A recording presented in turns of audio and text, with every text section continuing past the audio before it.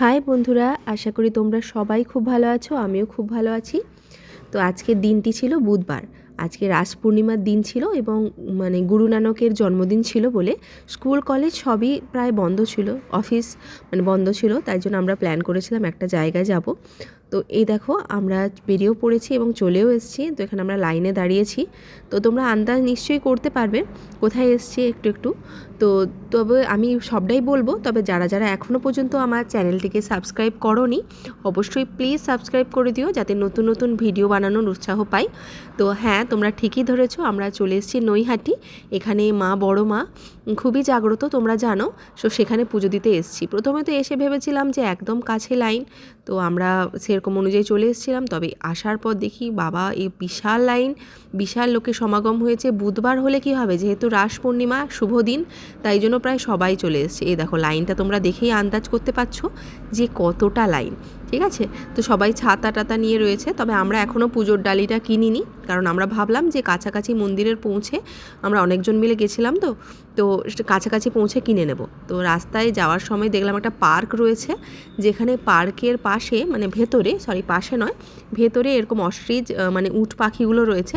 তোকে তাকে সবাই মানুষরা খাওয়ার দিচ্ছে। তো সেটাই একটুখানি ভাবলাম, যেহেতু ভালো লাগছে দেখতে, তাই কি করব, তুলে নিলাম। আর এখানে রাস্তায় যাওয়ার সময় বড় মার এত ফটোগুলো সব বিক্রি হচ্ছে, তো আমিও এখান থেকে নিয়েছিলাম আসার সময়। তো সেগুলোকেই তুলে দেখাচ্ছি। দেখো কত অপূর্ব লাগছে, যেখানেই দেখছো বিভিন্ন, শুধু যে বড় মার মূর্তি তা নয়, বড় মার যে ফটো তাই নয়, ব্যাগ, বিভিন্ন কদবেল মাখা, এইসব সব বিক্রি হচ্ছিল আশেপাশে। একদম খুবই ভালো লাগছিল।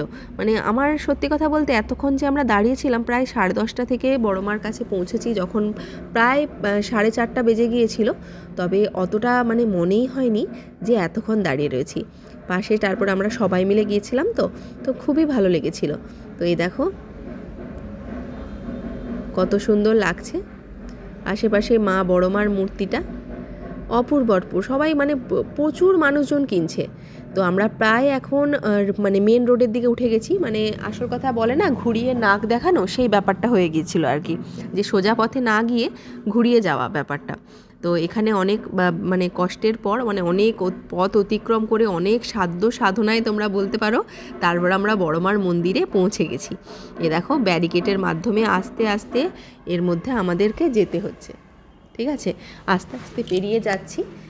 এই যে ব্যারিকেড দেওয়া রয়েছে, তো আস্তে আস্তে সবাই সবার মুখগুলো প্রায় শুকিয়ে গেছে, কারণ সারাদিন খাওয়া নেই সকাল থেকে।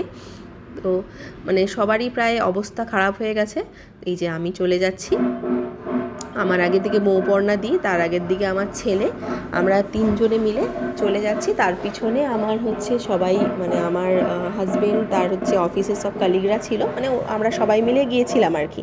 তো পাশে এক জায়গায় ঢাক বাজছে, সেটা তোমাদের একটুখানি প্রবলেম হতে পারে। ভয়েস ওভার দেওয়ার সময় দেখলাম যে পাশে একজনদের বাড়িতে মনে হচ্ছে কিছু ঠাকুর পুজো হবে।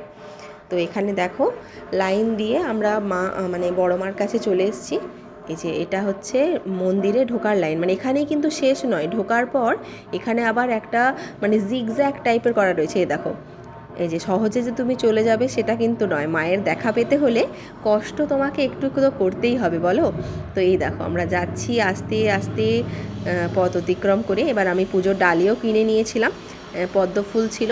তো এখানে বিভিন্ন ডালি পাওয়া যায়, তোমরা 51 টাকা থেকে কিনতে পারো। 51 টাকা বিভিন্ন, তারপরে 101 টাকা, এই দুটোই আমি আপাতত দেখেছিলাম, 101 টাকা আর 51 টাকা। তারপর যদি তুমি এক্সট্রা কিছু নিতে চাও সেক্ষেত্রে আরও তুমি নিতে পারবে। যেমন আমরা ডুরি নিয়েছিলাম, তো 4টে ডুরি নিতে আরও এক্সট্রা 20 টাকা পড়েছিল। আর তোমরা যদি আরও এক্সট্রা মিষ্টি নিতে চাও সেক্ষেত্রে আরও এক্সট্রা টাকা পড়বে। এ দেখো মায়ের কাছে আমরা পৌঁছে গেছি। এই দেখো ভিড়ের মধ্যে অতিক্রম করে যা হোক করে ঠেলে ঠুলে মায়ের কাছে গেলাম। সবাই তো ক্যামেরা হাতে রেডি হয়ে রয়েছে মাকে দর্শন করার জন্য, মায়ের একটু ছোঁয়া পাওয়ার জন্য। এই যে পুজো দেওয়া হয়ে গেছে আমাদের, এবার আমরা ফিরছি বাড়ি।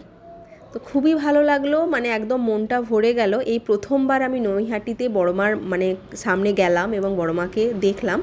তো তোমরা সবাই যেও, বারবার বলছি, খুব ভালো লাগবে। আর ভালো লাগলে একটা লাইক